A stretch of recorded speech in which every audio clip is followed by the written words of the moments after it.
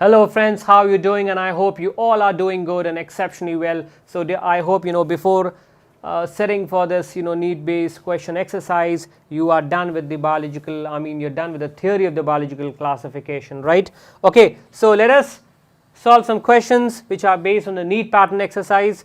The first one, which statement is wrong for the viruses? Yes, we know virus infect the body, and virus are virus, they behave. What is one of the important characteristic of viruses? The viruses behave as both living as well as non-living, behave as both living as well as non-living, right? So the viruses behave as both living and non-living, and what will we see here further? Viruses behave as both living and non-living. Now what will we see in these conditions? That yes, the viruses multiply within the body of the host. Viruses multiply within the body of the host, within the body of host, right? Now all are parasites. Which statement is wrong? All are parasites. Yes, almost all of them are parasites, so this is right. So this is not our answer. All of them have helical symmetry. Now this is something to be considered. Not all of them have helical symmetry. Okay, the viruses they have a very compact shape. The viruses, the nucleocapsid, the nucleic capsid coat of the viruses, they are basically either they make the virus either rod shape or spherical shape. The rod shape will be having the helical symmetry, right, and the other one will be, that is the spherical shape, will be having the icosahedral symmetry. So all of them have helical symmetry. This is absolutely wrong statement, and hence this is our answer, or this is the option for this particular question. The next one, they have ability to synthesize nucleic acids, absolutely correct. Antibiotics have no effect on them, absolutely correct. Okay, so we'll just write that down, whatever we discussed right now about viruses.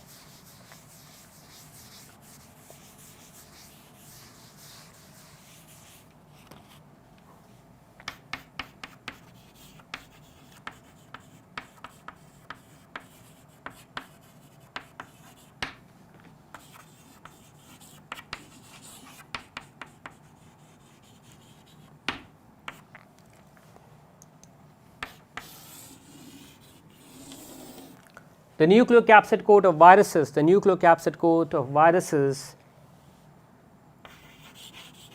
offers a definite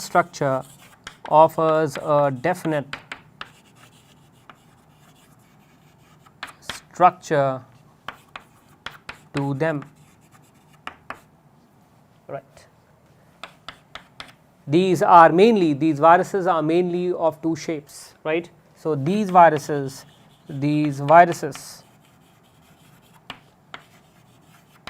are mainly of two shapes, right? And what are those two shapes? Rod shaped and spherical shaped, right?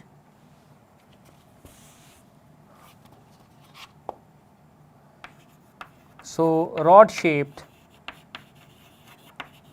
and spherical shaped,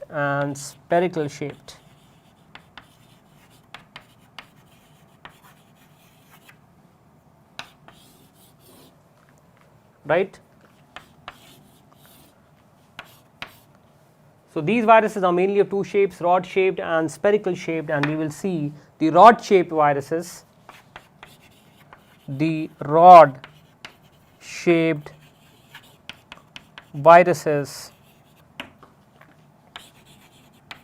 right?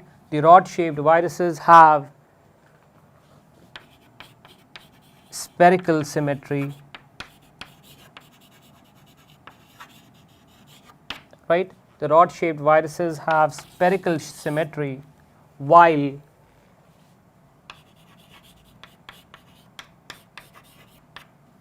the spherical shaped viruses, while the spherical shaped viruses have icosahedral symmetry. Icosahedral symmetry.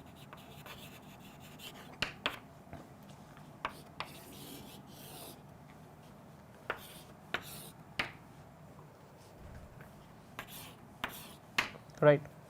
The rod shaped viruses have spherical symmetry, while the spherical shaped viruses, right, have the icosahedral symmetry, and hence that is why we chose the B option as our answer. Once again, I'll see whether I've written right. The rod shaped viruses have spherical symmetry, while the spherical shaped viruses have icosahedral symmetry, right. So now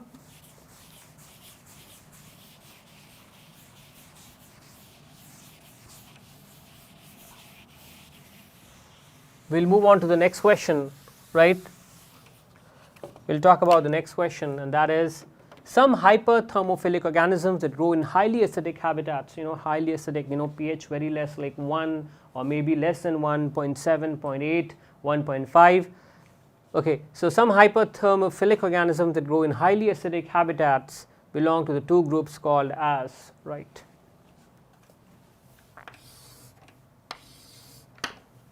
Right.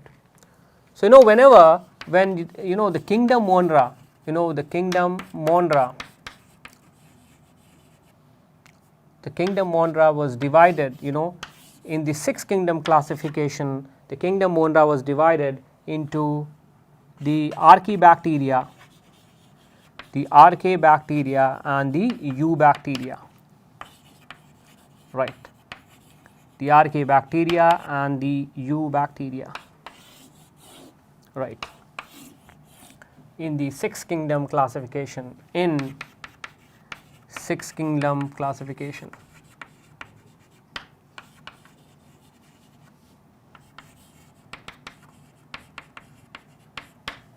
right. Now further in the archaebacteria we will see that there are thermophiles, thermoacidophiles, halophiles and all that, which will be resistant to high temperature. Even in eubacteria there are thermophilic organisms which can be resisting the high temperature. So what do you mean by hyperthermophilic?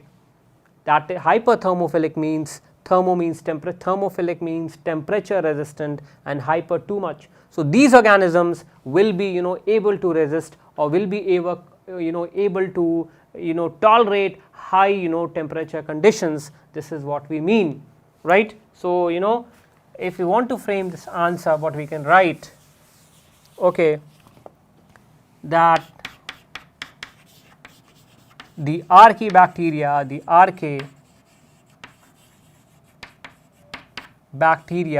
right, the archaebacteria and even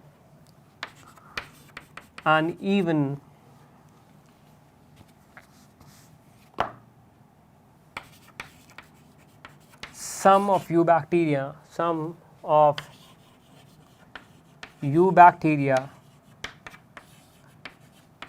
can tolerate high range of temperature conditions. Okay, so they can tolerate high range of temperature conditions.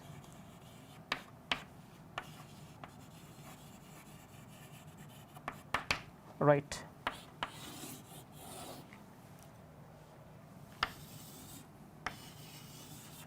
So the archaebacteria and even some of the eubacteria can tolerate high range of temperature conditions. Okay, like for example 60 to 70 degrees centigrade, and even high salinity, and even conditions, okay, like high salinity, right, and even conditions like high salinity,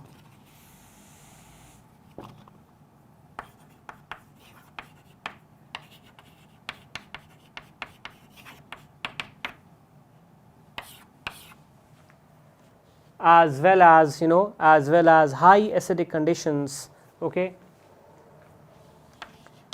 as well as extreme low and high pH conditions.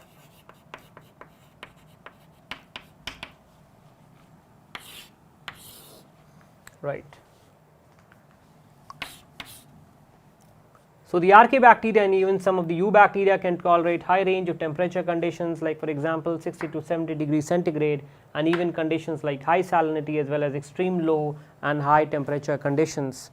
And that is what we say when we when we want to say that yes, the eubacteria and the archaebacteria are the one. So, some hyperthermophilic organisms that grow in highly acidic habitats belong to the two groups called as the archaebacteria and the eubacteria. Right. The third question, moving on to what are interferons? Okay, what are the interferons?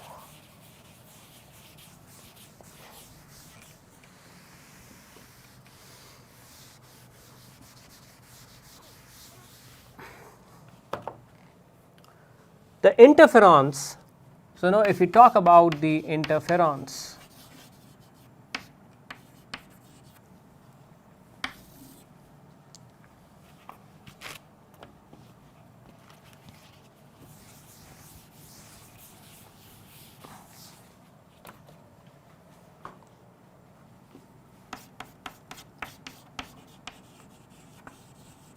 these are antiviral, these are antiviral glycoproteins. These are antiviral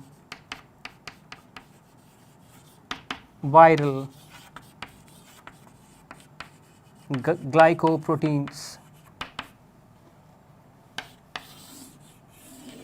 Okay.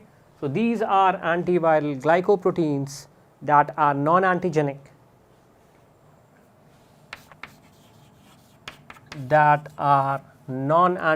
right.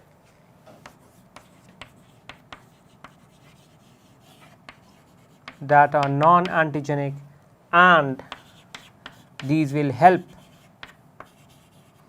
and are produced, okay, in the virus infected cells, and are produced in the virus infected cells. Virus infected cells, right. These are antiviral glycoproteins that are non-antigenic and are produced in the virus infected cells. Now, what will they do? These interferons, which are the antigenic, which are the the proteins, the antiviral glycoproteins, these interferons will produce enzymes. These interferons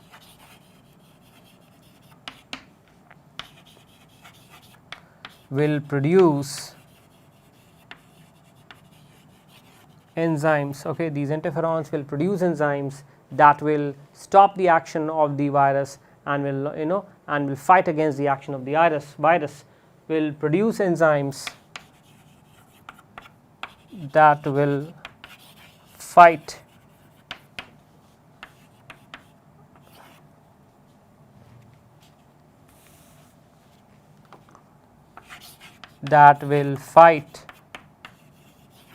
against, okay, that will fight against the action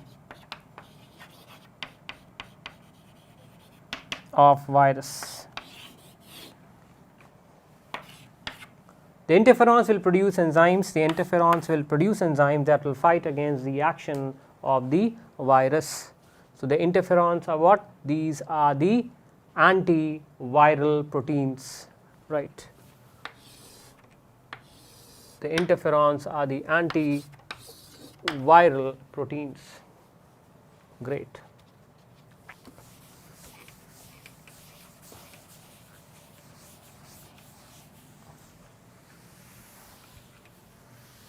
Let's talk about the next question now. Temperature tolerance of thermal blue-green algae is due to, right.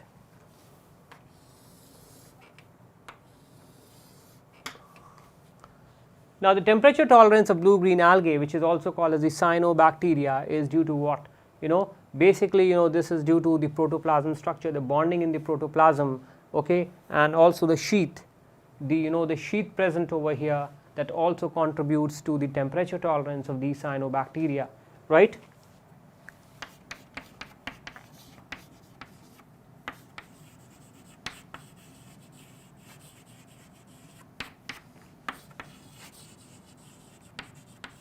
The temperature tolerance of cyanobacteria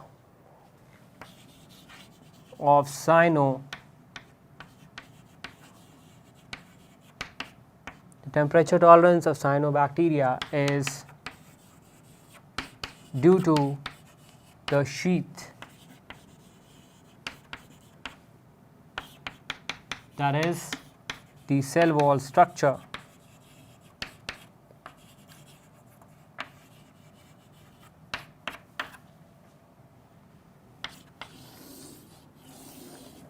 right.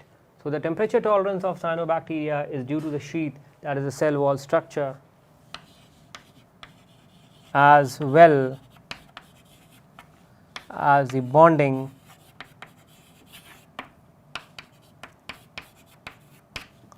in the protoplasm.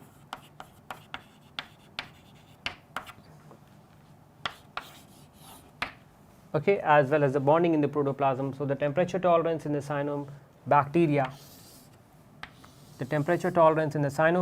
is due to the sheath, that is the cell wall structure, as well as the bonding in the protoplasm. So, that is what we say, the cell wall structure is one major reason why it is there. Temperature tolerance, right.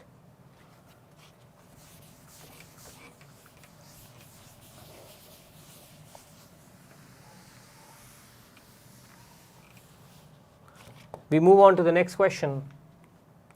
African sleeping sickness is due to, right, Plasmodium vivax transmitted by the tsetse fly, Trypanosoma leuci transmitted by the bedbug, Trypanosoma gambins transmitted by Glossina palpalis. Yes, this is the answer, Trypanosoma gambins, which is transmitted by the Glossina palpalis, and this Glossina palpalis is also known as the tsetse fly.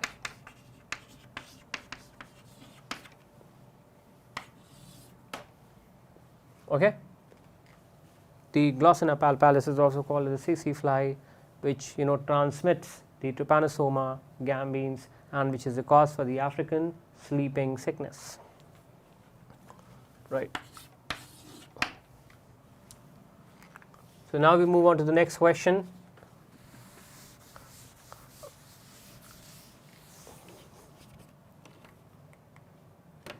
The infective state of malarial parasite Plasmodium that enters the human body is what?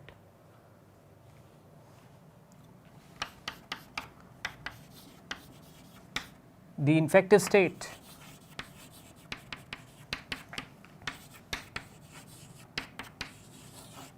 of the malarial parasite Plasmodium of malarial, okay, the infective state of malarial parasite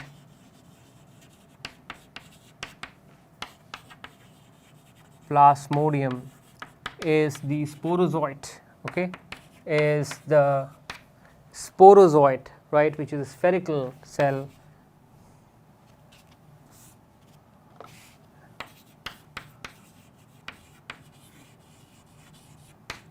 right.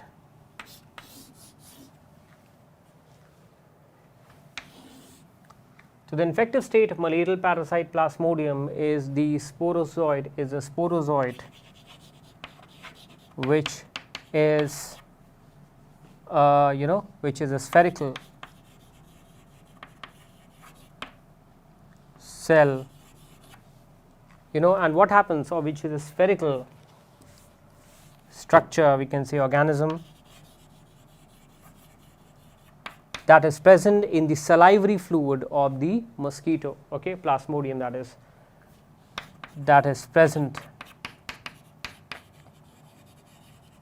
is present in the salivary fluid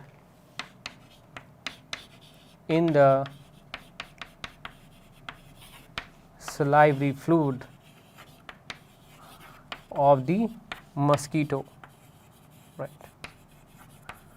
So what happens, when the mosquito bites, when the mosquito bites, this sporozoite, along with the saliva, gets transmitted to the human blood, from where it catches the infection. So hence, on biting, the saliva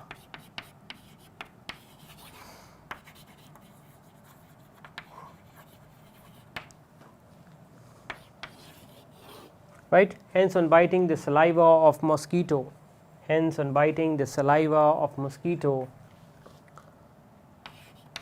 along with, right, hence on biting the saliva of mosquito along with the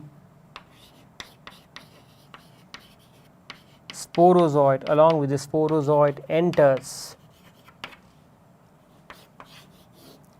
okay, along with the sporozoite enters the human blood,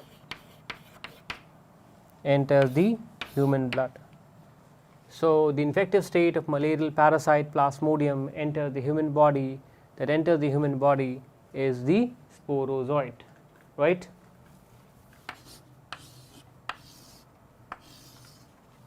Great.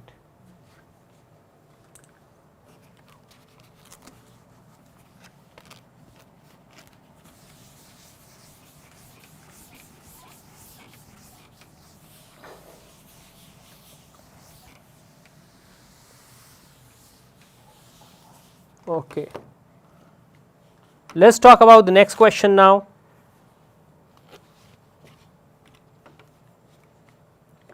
During the formation of bread, it becomes porous due to the release of CO2 by the action of, right. During the fermentation of yeast, what happens, the yeast fermentation, what we see, there is liberation of carbon dioxide as well as ethanol, right. And what happens, this carbon dioxide gets released, and because of which, the bread becomes porous. And this happens due to the enzyme, what, zymase.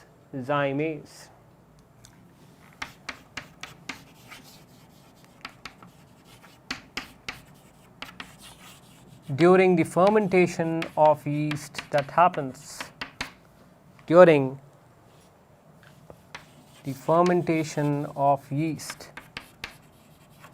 okay, that happens in the presence of enzyme zymase, that happens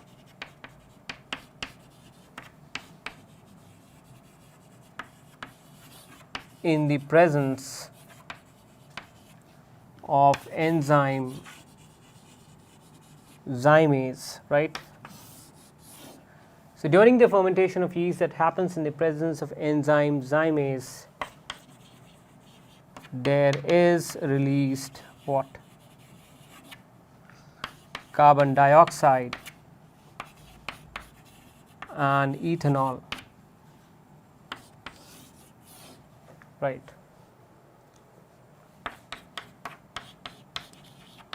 The carbon dioxide gets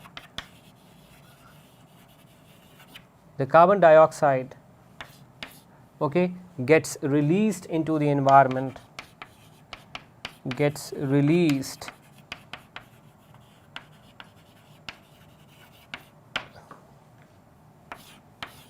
okay. So the carbon dioxide gets released into the environment, thus leaving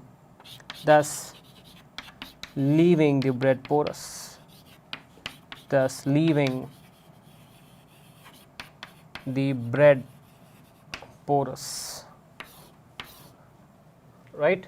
So the answer for this will be yeast, right. The answer for this will be yeast.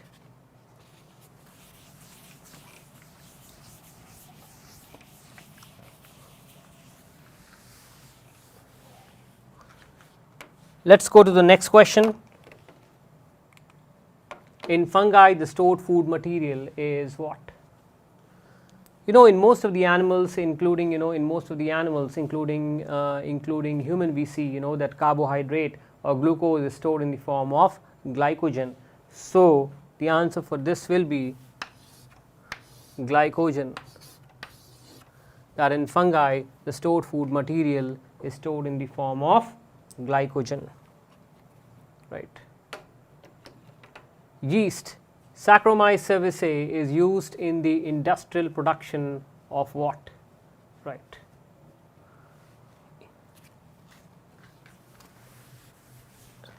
As I told you, the fermentation of yeast in the presence of enzyme will give you what? The fermentation, right? The fermentation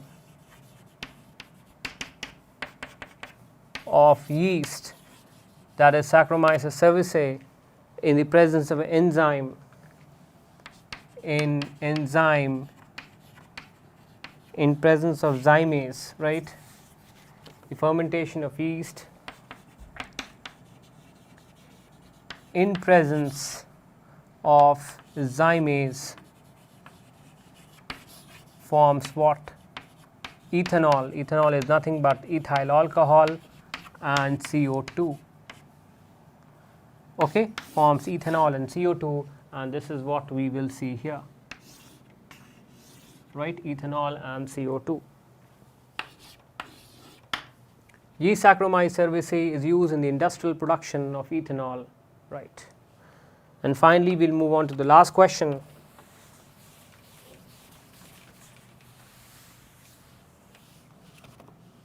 Right?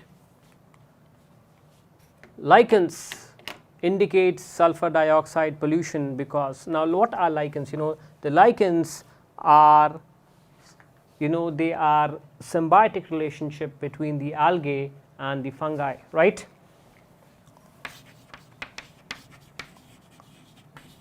Lichens are symbionts, okay, who portray or display the symbiotic relationship, are symbionts between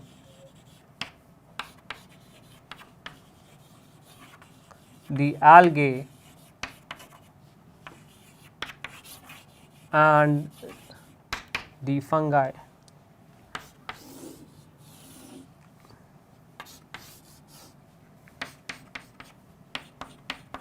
Okay, so lichens are symbionts, or we can say lichens are symbionts between the algae and the fungi. Okay, the phycobiont and the two, the phycobiont and the mycobiont. Okay, we can say. So what we see, here, that these lichens, especially the epiphytic lichens, they are very sensitive. They are very sensitive to pollution and especially sensitive to sulfur dioxide, right? Are sensitive to sulfur dioxide, right? So friends, with this we have come to the end of this session of NEET pattern exercise of this biological classification. Many more questions to follow, but keep on revising and keep on following us. The time we meet again, a very goodbye from this side.